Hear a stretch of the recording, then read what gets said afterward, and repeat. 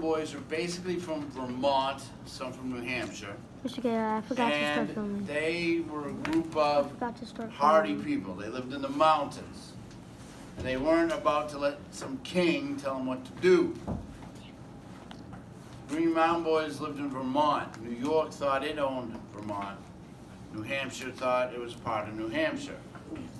Some of these people actually bought homes, built homes, and then were kicked out of them by people from New York, who said, "Oh no, I bought it in England, I own this now." How'd that work out? It didn't. It didn't work out at all, and they were very angry. So when this revolution started, they were more than ready to be part of the revolution on Boston and kind of the Patriot side. There were some Tories, obviously, but not as many as the Patriots. And they decided, with their brave leader, Ethan Allen. Who's heard of Green Mountain Coffee, right? No?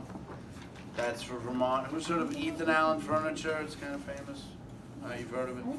Ethan Allen is a big famous name. He was the leader of this group.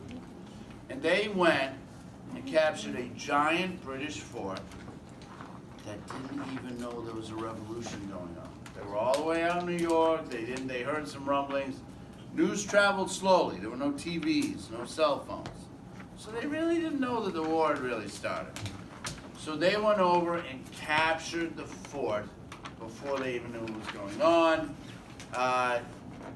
Famous expression, when you get caught with your pants down, it means he was in his pajamas. They were sleeping. They didn't know. They got embarrassingly caught. Their guards were lazy. They weren't paying attention, and he was literally had to hand over his sword in his pajamas while holding his pants. Like, that's what happened. So they weren't ready. Before that happened, though, a man you might have heard of called Benedict Arnold came from Massachusetts. He came over to them going like, "Hey, I have the orders, so I will take over and lead this troop." Ethan Allen and the boys were like, "You're not leading anything." But Ethan Allen realized he didn't want to get in trouble already with the new country starting up and didn't want to, problems. So he said, "Listen, we'll compromise. You can stand next to me, be my second in command, and just hang out. But you cannot order my men. These are my men. Just, you can observe and be with us." And that was the compromise. So Benedict Arnold was part of it, but not really doing too much. All right. So let's learn about an American original, Ethan Allen. Ethan Allen was born in Connecticut in 1738. That much we know is fact. The stories say that he was asked to leave his hometown. It was his tongue that got Ethan Allen in trouble. His language was rough and rowdy, more than a fine-mannered Connecticut citizens could handle. They couldn't put a muzzle on Ethan Allen. In fact, they couldn't do much of anything with him. He was a sinewy giant of a man, famous for his strength. Like George Washington, he could out-wrestle and out-throw and outlift any challengers. But he may not have felt like fighting all of Connecticut.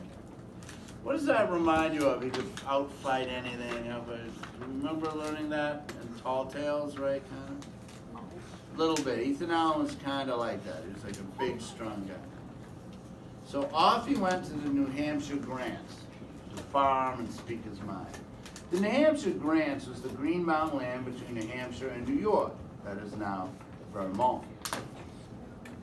By the way, Vermont in French is Vermont, Green Mountain. Please, I'm reading that right. Try not to make that. Thank you. New Hampshire sold the land to farmers. Then England said, "The land belonged to New York." New York told the farmers to move out or buy the land again. Unbelievable. No one could tell Ethan Allen what to do. He and his friends banded together, calling themselves the Green Mountain Boys. They boasted they could shoot a nut out of the jaws of a squirrel. Perhaps they could. But it wasn't squirrels they went after. It was the Yorkers who were moving into their territory. Then the revolution came. And the Green Mountain Boys had something else to fight about. It was at the Catamount Tavern in the little town of Bennington in 1775 that Ethan Allen made a famous meeting with patriots from Connecticut, or had a famous meeting. Sorry. Allen liked the tavern. It had a big stuffed catamount that snarled in the direction of New York. The patriots had come to ask the Green Mountain Boys for help. They brought some fighters and some cash. They paid for the drinks. Allen and his men agreed to do what they asked. They agreed to capture an important British fort, Fort Ticonderoga on Lake Champlain. Along with his bluster and strong muscles, Ethan also had a good mind. He planned the attack carefully. First, he sent a spy. The spy was a farmer who wandered into the British fort, pretending he was looking for a barber. What he was really looking for was information. He found what he came for. The spy told Allen that the number of men in the fort, Allen the number of men in the fort. Then he told him there was a weak spot in the walls where the fort could be entered. Just as Allen and the Green Mountain Boys were getting ready to start out, Benedict Arnold appeared. Arnold was a colonel in the Continental Army with a fancy uniform and a valet. He later became a traitor, going over to the British side. Despite that villainy, it is only fair to tell you he was a strong leader and a good fighter. Benedict Arnold said he was going to take command of the mission under orders from Massachusetts. Ethan Allen couldn't stand Arnold. He called him a damn rascal. They might have fought each other. But time was running out and the attack was set for early morning. So, they agreed to lead together, shoulder to shoulder. Into the fort they went.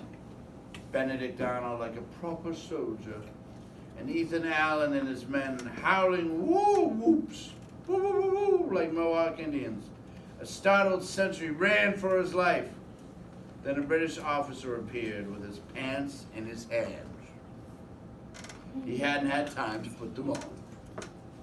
The astonished officer asked on whose authority they attacked. Ethan Allen roared an answer that was soon to become famous. In the name of the great Jehovah and the Continental Congress.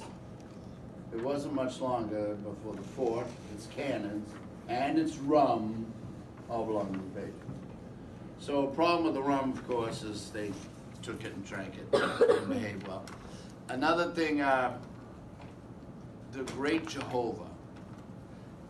Does anyone know what Jehovah means? No. Okay, it's Latin for God, okay? Or, that's all. So it's just saying in the name of God, and okay? That's all it's saying. Just so you know, in case that confused. No one was killed. That was typical of Ethan Allen. He was a cursor, not a killer. He captured Yorkers or redcoats and beat them with a beach stick, but he wouldn't shoot them. So that's a positive. 4 months later, Ethan Allen led a force to Canada. He planned to capture Montreal, so he said. Instead, he was captured and spent 2 years in prison. When he got out of jail, he met General Washington. Washington said of him, "There's an original something in him that commands attention." Original he was. He had his own ideas on religion and God, and he wrote a book explaining his beliefs. He helped establish Vermont as an independent republic. If New York and New Hampshire and even Massachusetts couldn't agree on Vermont's land, Vermont would just go its own way, and it did. Until 1791, when it became the 14th state. So for a while, Vermont actually was a country, just for a little while, and then it became the 14th state, became part of New England. The other big thing about this is those cannons, they're just lying there in the middle of nowhere. Boston needed them. George Washington needed those cannons. They couldn't make cannons. You made cannons over in Europe. There those cannons were, hundreds of miles away. So they had to get them in the snow. Colonel Henry Knox went and got the cannon from Ticonderoga, and in the snow and ice crossed rivers and roads in the snow with sleds, and finally brought all the cannon, or most of the cannons, to Boston, and that helped get rid of the British. So this taking over the fort actually became very important. All right, so now we'll watch a fun video on it. All right, thank you, everybody. Yeehaw!